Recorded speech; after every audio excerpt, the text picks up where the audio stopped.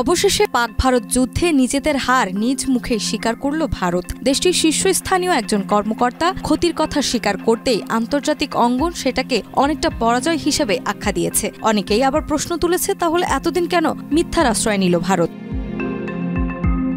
ভারতের chief of defence staff general Anil Chauhan 7 May Bharat Pakistan সংঘর্ষে ভারতের কিছু বিমান ক্ষতির কথা স্বীকার করেছেন। সিঙ্গাপুরের শাংগ্রিলা ডায়ালগে বুলমার্কে দেওয়া এক সাক্ষাৎকারে তিনি বলেন, সংখ্যা নয় বরং ভুল কোথায় হয়েছিল তা সংশোধন করাই গুরুত্বপূর্ণ।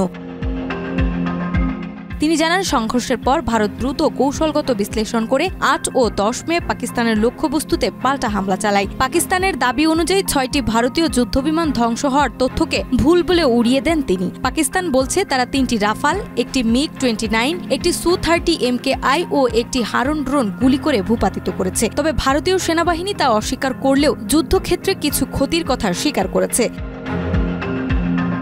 শাইনি চুলে এখন হবে সব হেয়ারস্টাইল। সিল্কোর দ্বিগুণ শাইনি চুল প্রতিদিন।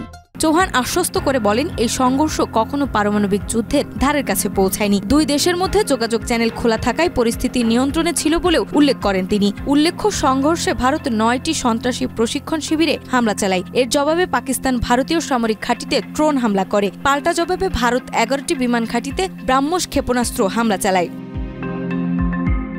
এই প্রথমবারের মতো ভারতীয় পক্ষ থেকে বিমান ক্ষতির বিষয়টি আনুষ্ঠানিকভাবে স্বীকার করায় দুই দেশের মধ্যে চলমান উত্তেজনা নতুন মাত্রায় যুক্ত হয়েছে। নাজমা, মাই টিভি।